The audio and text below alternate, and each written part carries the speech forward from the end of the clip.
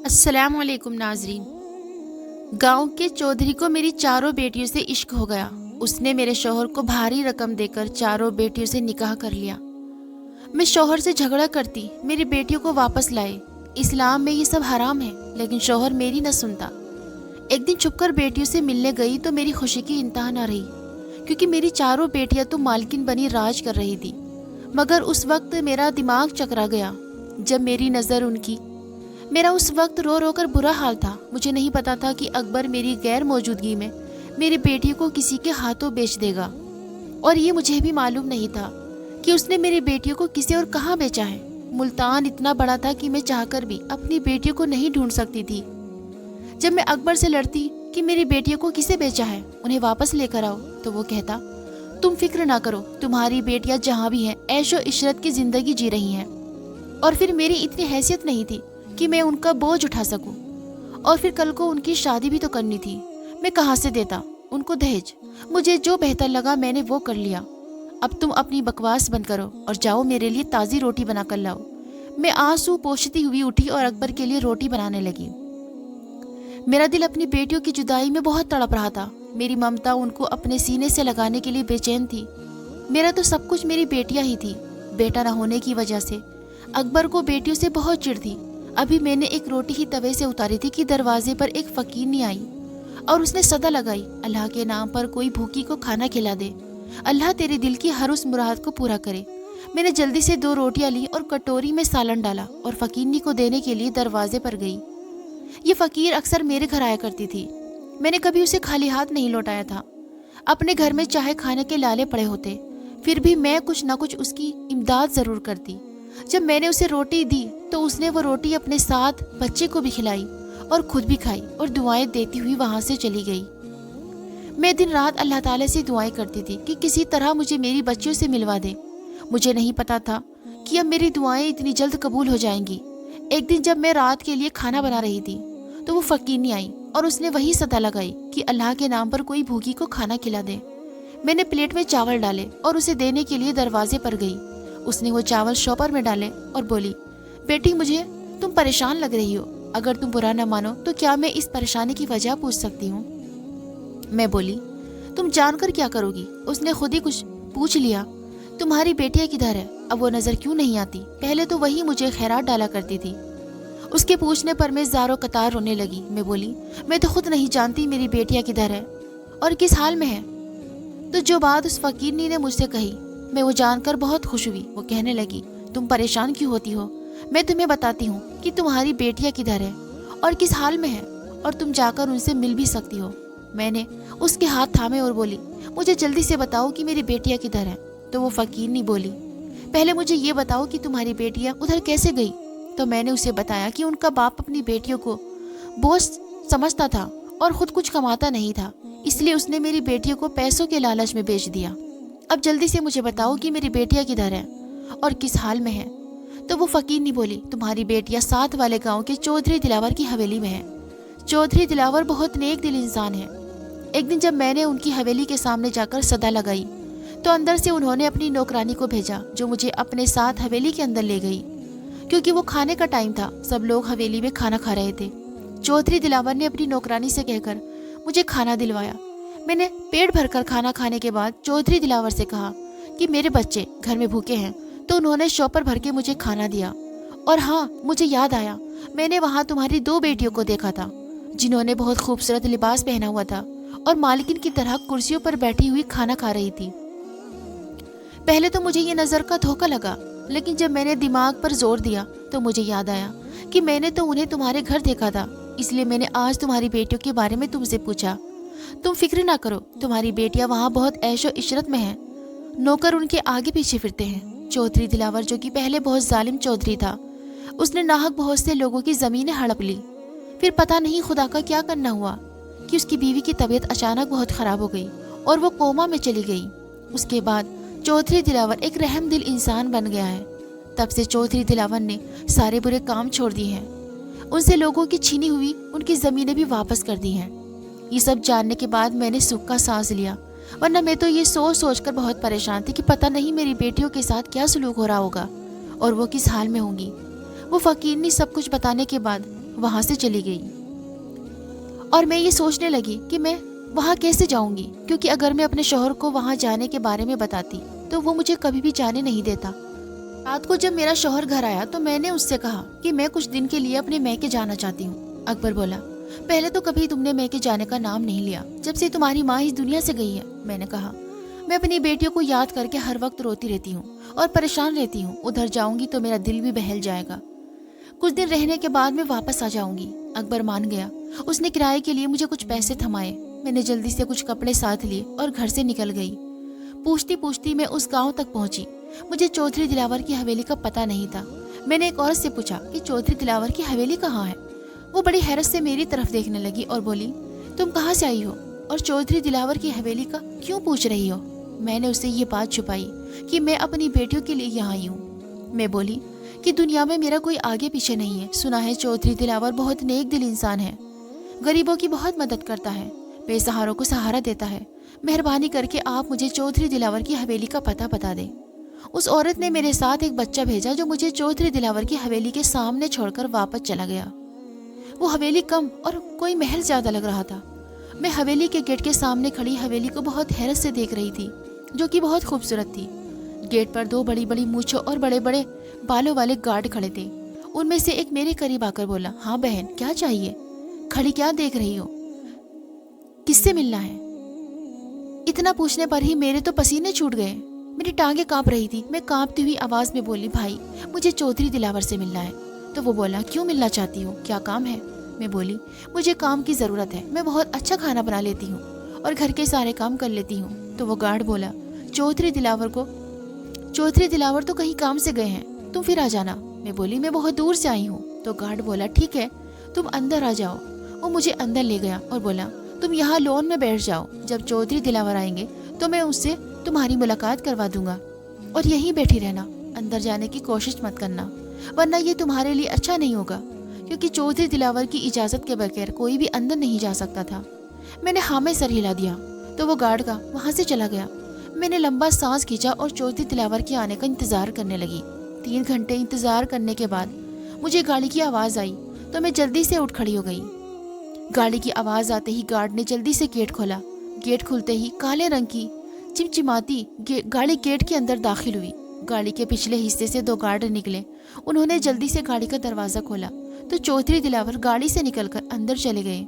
मैं भी चौधरी दिलावर के पीछे अंदर जाने लगी तो गार्ड ने मुझे रोक लिया और बोला, तुम यही इंतजार करो, मैं चौधरी दिलावर से इजाजत ले लूं, उसके बाद तुम अंदर आ सकती हो। मैं फिर वहीं बैठ गई और गार्ड के वापस आने का इंतजार करने लगी। कुछ देर के बाद गार्ड वापस आया और मुझे अंदर जाने के लिए कहा। मैंने अपने कपड़ों वाली थैली उठाई और अंदर की जानिब चल पड़ी। अंदर जाने से पहले मैंने बड़ा सा घूंघट निकाल लिया था ताकि मेरी बेटियां मुझे पहचान न सके और मैं देखूं कि मेरी बेटियां किस हाल में हैं। जब मैं अंदर दाखिल हुई तो खौफ के मारे मेरा बुरा हाल था। सामने ही चौधरी दिलावर सोफे पर टांग रखे बैठा हुआ था। मैंने जाते ही सलाम किया। सलाम के जवाब के बाद चौधरी दिलावर बोला, बेबी बताओ मैं तुम्हारी क्या मदद कर सकता हूँ। मैं बोली, चौधरी साहब मुझे काम की जरूरत है। तो वो पूछने लगा कि तुम कहाँ से आई हो। मैं बोली, मैं 7 वाले गांव से आई हूँ। मेरा इस दुनिया में कोई नहीं है। पहले मैं अपने गांव में किसी के घर काम किया करती थी। वो लोग गांव छोड़कर शहर चले गए हैं। मेरे पास कोई काम नहीं था तो मुझे किसी ने आपके बारे में बताया कि तुम्हें वहाँ जरूर काम मिल जाएगा। चौधरी साहब मैं घर का सारा काम कर लेती हूँ और खाना भी बहुत अच्छे से बना लेती हूँ। आपकी मेहरबानी होगी अगर आप मुझे काम पर रख लें। कुछ सोचने के बाद चौधरी दिलावर बोला, मेरी हवेली में पहले ही बहुत मुलाजिम है, मुझे मुलाजिम की जरूरत नहीं है। ये लो, ये कुछ पैसे हैं, ये रख लो। मेरे गार्ड को अपना पता बता दो, तुम्हें इतनी रकम हर माह मिल जाया करेगी। मैं बोली, नहीं चौधरी साहब मुझे खैरात नहीं चाहिए। अगर आप मुझे काम पर रख लें तो मुझे ये पैसे कबूल है, वरना मैं ये खैरात के पैसे नहीं ले सकती। तो चौधरी ने अपनी मुलाजिम को आवाज दी। मुलाजमा दौड़ती हुई आई और बोली, जी चौधरी साहब। चौधरी दिलावर बोला, आज से खाना बनाने की जिम्मेदारी तुम्हारी है और आज से सफाई का सारा काम ये नई मुलाजमा करेगी। साहब आपका बहुत शुक्रिया, सच में आपका दिल बहुत बड़ा है। वो मुलाजमा मुझे अपने साथ ले गई और मुझे सारा काम समझा दिया। उस दिन मैंने कोई काम ना किया क्योंकि वो मेरा पहला दिन था। काम समझाने के बाद मुलाजमा ने मुझे मेरा क्वार्टर दिखाया, जो कि मुलाजिमों के रहने की जगह थी। क्वार्टर में हर तरह की सहूलियत मौजूद थी। जो चौधरी दिलावर की नेक दिली का बोलता हुआ सबूत था। अगले दिन फजर की अजान पर रजिया ने मुझे जगाया। रजिया उस हवेली की पुरानी मुलाजमा थी। मैंने उठने के बाद नमाज फजर अदा की और अल्लाह ताला के सामने गिड़गिड़ाकर दुआ की कि वो मुझे मेरी बेटियों से मिला दे। उसके बाद मैं अपने काम पर लग गई। तमाम कमरों की सफाई करने के बाद जब मैं आखिरी कमरे की सफाई करने के लिए उस कमरे की जानिब गई तो एकदम मुझे पीछे से किसी की आवाज़ आई, इस कमरे में मत जाना। मैं बोली, बस इस कमरे की सफाई रह गई है। तो वो बोली, इस कमरे में किसी को भी जाने की इजाज़त नहीं है। मैं बोली, वो क्यों? रजिया बोली, मैं तुम्हें ये बताना ज़रूरी नहीं समझती, अभी तुम नई नहीं हो, आहिस्ता आहिस्ता तुम्हें सब पता चल जाएगा। नीचे जो सफाई रह गई है तुम वो कर लो और दोबारा से इस कमरे में जाने की गलती मत करना। ये चौधरी दिलावर का हुक्म है कि इस कमरे में किसी को न जाने दिया जाए। खैर, मैंने सफाई करने के बाद रजिया के साथ मिलकर खाना लगवाया। मेरी नज़रें बार बार अपनी बेटियों को ढूंढ रही थी क्योंकि खाना लग चुका था। मैंने घूंघट वैसे ही निकाला हुआ था। कुछ देर के बाद मुझे अपनी चारों बेटियों की आवाज़ सुनाई दी, जिन्होंने खाने की टेबल पर आते ही चौधरी दिलावर को सलाम किया। चौधरी दिलावर ने बहुत प्यार भरे लहजे में उनका सलाम का जवाब लिया और बोला, बैठो बेटी, खाना शुरू करो, हम लोग तुम्हारा ही इंतज़ार कर रहे थे। खामोशी से घर के तमाम अफराद ने खाना खाया। खाना खाने के बाद सब बारी बारी उठकर जाने लगे। घूंघट होने की वजह से मुझे अपनी दो बेटियों के पाँव नजर आए। जब उनके पाँव पर मेरी नज़र पड़ी तो मेरी ममता तड़प उठी। मैं चाहकर भी उनसे पूछ न सकी कि उनके पाँव की हालत कैसे हुई। वैसे तो चौधरी बहुत नेक दिल बनता फिरता है। मुझे लगता है कि उसकी ये नेक दिली बस दिखावे की है। असल में तो ये वही जालिम चौधरी है जो कि पहले कभी हुआ करता था। तमाम काम खत्म करने के बाद जब मैं अपने क्वार्टर में गई तो मैं रजिया से बोली, रजिया तुमसे एक बात पूछूं? तो वो बोली, हाँ पूछो। मैं बोली, वो लड़कियां कौन हैं जो खाने की टेबल पर बैठी थी? तो रजिया बोली, वो चौधरी साहब की बेटियां हैं। मैं बोली, अगर वो चौधरी साहब की बेटियां हैं तो उनके पाँव की हालत कैसे हुई? रजिया बौखला गई और बोली, अच्छा मुझे अभी कुछ काम है, मैं जाकर वापस आती हूँ, तुम सो जाओ। लेकिन मैं कैसे सोती, मैं तो एक माँ थी और एक माँ अपनी औलाद की हालत देखकर कैसे सो सकती है? वो सारी रात मैंने जागकर रोते हुए गुजारी। अगली सुबह जब मैं हवेली में गई तो मेरी चारों बेटियां सोफे पर बैठी हुई थी और आपस में बातें कर कर हंस रही थी। ऐसा लग रहा था कि जैसे वो यहाँ बहुत खुश हैं। इतने में चौधरी दिलावर आया और बोला, तुम लोग यहाँ क्या कर रही हो? चलो कमरे में जाओ और जो काम मैंने तुम लोगों से कहा है उसमें जरा भी गलती नहीं होनी चाहिए। वो चारों जल्दी से उठी और सीढ़ियाँ चढ़ते हुए उसी कमरे में गई जिस कमरे में मैं रजिया ने मुझे जाने के लिए मना किया था। मैंने भी ठान ली थी कि मैं उस कमरे में जरूर जाऊंगी और देखूंगी कि क्या बात है और मेरी बेटियों के पाँव ऐसे क्यों हैं, उन्हें क्यों इतनी ज्यादा तकलीफ दी जा रही है। वो सिर्फ खाना खाने के लिए ही नीचे आती हैं और उसके बाद वो फौरन ही उसी कमरे में चली जाती हैं। ये सिलसिला कई रोज तक चलता रहा। मैं किसी को ये भी नहीं बता सकती थी कि मैं उनकी माँ हूँ, क्योंकि अगर किसी को पता चल जाता तो मुमकिन था कि चौधरी दिलावर मुझे यहाँ से चलता कर देता। मैंने फैसला कर लिया कि मैं किसी न किसी तरह उस कमरे में जरूर जाऊंगी और पता लगाऊंगी कि आखिर राज क्या है। एक दिन तमाम कमरों को साफ करने के बाद मैं बहुत हिम्मत करके उस कमरे की तरफ आ गई। अपने इर्द गिर्द किसी के ना होने की तसल्ली की। जब मुझे यकीन हो गया कि मेरे आसपास कोई भी नहीं है तो मैंने हिम्मत करके दरवाज़ा खोला। दरवाज़ा खुलते ही जो मंजर मैंने देखा वो देखने के बाद मेरा कलेजा मुंह को आ गया। मैं बयां नहीं कर सकती कि उस वक्त मेरी क्या हालत थी। उसी वक्त मेरे पीछे से किसी की आवाज़ आई, तुम्हारी हिम्मत कैसे हुई इस कमरे तक आने की? मैंने जल्दी से दरवाज़ा बंद कर दिया। मैंने पीछे मुड़कर देखा तो चौधरी दिलावर बहुत गुस्से में मुझसे बोला, क्या तुम्हें किसी ने बताया नहीं कि इस कमरे में किसी को भी जाने की इजाज़त नहीं? मैं घबराते हुए बोली, जी बताया था, मैंने सब कमरों की सफाई कर दी थी तो मैंने सोचा इस कमरे को भी कर दूं। चौधरी दिलावर मुझे उंगली दिखाते हुए बोला, खबरदार आज के बाद इस कमरे के आसपास भी नजर आई तो मुझसे बुरा कोई नहीं होगा। अब जाओ यहाँ से और जाकर अपना काम करो। मैं रोते हुए वहाँ से चली गई। रजिया जो ये सब सुन रही थी मुझसे बोली, मैंने तुम्हें मना भी किया था कि इस कमरे में मत जाना क्योंकि वहाँ किसी को भी जाने की इजाज़त नहीं। चौधरी साहब ने उस गलती की बिना पर ही कई मुलाजिमों को नौकरी से निकाल दिया है और हो सकता है कि तुम्हें भी नौकरी से निकाल दिया जाए, क्योंकि चौधरी साहब को बिल्कुल भी ये गवारा नहीं कि कोई इस कमरे के आसपास भी भटके। मैं रजिया से बोली, रजिया खुदा के वास्ते कुछ करो, मेरे पास तो और कोई ठिकाना भी नहीं है कि मैं वहाँ चली जाऊँ। रजिया बोली, मैं कुछ नहीं कर सकती, मैं तो खुद एक मुलाजिम हूँ, मेरी क्या औकात। इतने में चौधरी दिलावर नीचे आया तो मैं उसके पाँव पड़ गई। चौधरी साहब खुदा के वास्ते मुझे माफ़ कर दे, आज के बाद कभी ऐसी गलती नहीं करूँगी, मुझे बस नौकरी से ना निकाले, मेरा और कोई ठिकाना नहीं। चौधरी बोला, अच्छा अच्छा ठीक है, जाओ जाकर अपना काम करो और मुझे अब कभी शिकायत का मौका नहीं मिलना चाहिए। अगले दिन हवेली को रंग बिरंगे फूलों से सजाया जा रहा था। रज़िया मुझसे बोली, सबीना आज पूरे घर की अच्छी तरह से सफाई करने के बाद किचन में आ जाना और खाना बनाने में मेरी मदद करना, क्योंकि आज ज़्यादा लोगों का खाना बनाना है। मैंने हाँ में सर हिला दिया और अपने काम में मसरूफ़ हो गई। सफाई का काम खत्म करने के बाद रज़िया का हाथ बटाने किचन में चली गई। मैं रज़िया से बोली, आज ये इतना एहतमाम क्यों हो रहा है, क्या कोई आ रहा है? तो रज़िया बोली, आज चौधरी साहब के बेटे जो कि पढ़ने के लिए बाहर गए थे, आज सब इकट्ठे हो रहे हैं। इसी खुशी में हवेली को सजाया जा रहा है और चौधरी साहब ने हुक्म दिया है कि खाना बहुत अच्छा होना चाहिए, क्योंकि उनके बेटे काफ़ी सालों के बाद हवेली आ रहे हैं। इसलिए चौधरी साहब चाहते हैं कि किसी चीज़ में कोई कमी नहीं होनी चाहिए। अच्छा, अब तुम जल्दी जल्दी हाथ चलाओ और ये अपना घूंघट उठा लो, यहाँ मेरे अलावा कौन सा कोई दूसरा है। मैंने अपना घूंघट उठाया। रज़िया बोली, अच्छा तुम सलाद बना दो। मैंने सलाद बनाने के बाद बर्तन साफ किए। इतनी देर में गाड़ी के हॉर्न की आवाज़ आई। मैंने और रज़िया ने जल्दी से ताज़ा जूस के साथ दूसरी चीज़ें ट्रे में सजाई और जल्दी से ड्राइंग रूम में लेकर गई, जहाँ चौधरी दिलावर और उनके बेटे बैठे हुए थे। हमारे जाते ही चौधरी दिलावर के बेटों ने हमें सलाम किया। ऐसा लग रहा था कि चौधरी दिलावर ने उनकी बहुत अच्छी तरबियत की हो। उनकी तरबियत का ही असर था कि उनके बेटों ने मुलाजिमों को सलाम करने में पहल की। उनका बड़ा बेटा बोला, रज़िया बी जल्दी से खाना लगा दे, मुझे बहुत ज़ोरों की भूख लगी है।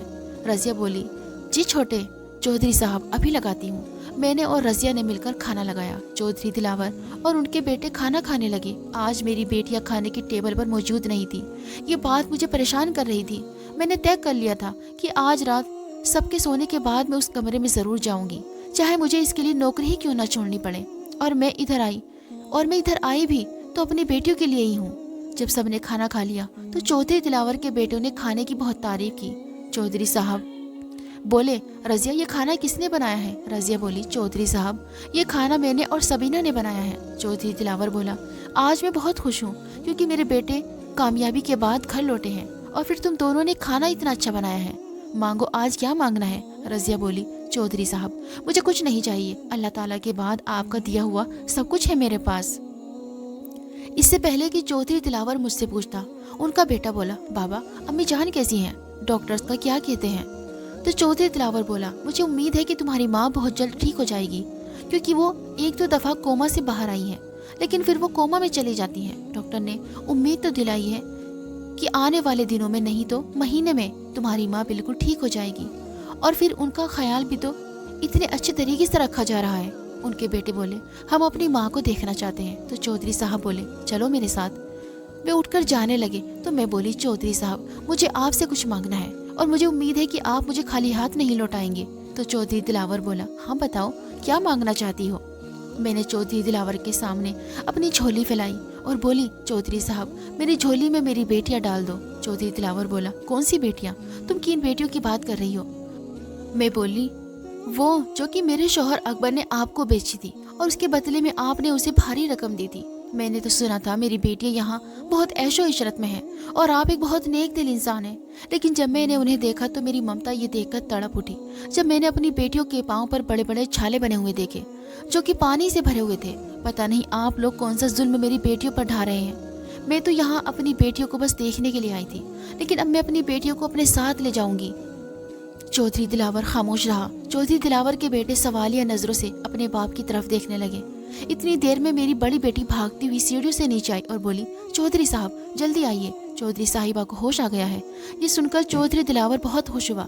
उसने मेरी बेटी को ऊपर जाने के लिए कहा और मुझसे बोला, सबीना चलो हमारे साथ और खुद देख लेना कि तुम्हारी बेटियां किस हाल में है। चौधरी दिलावर उसी कमरे के सामने जाकर रुका जिस कमरे में जाने की किसी को भी इजाजत नहीं थी। चौधरी दिलावर और उनके बेटे कमरे के अंदर दाखिल हुए।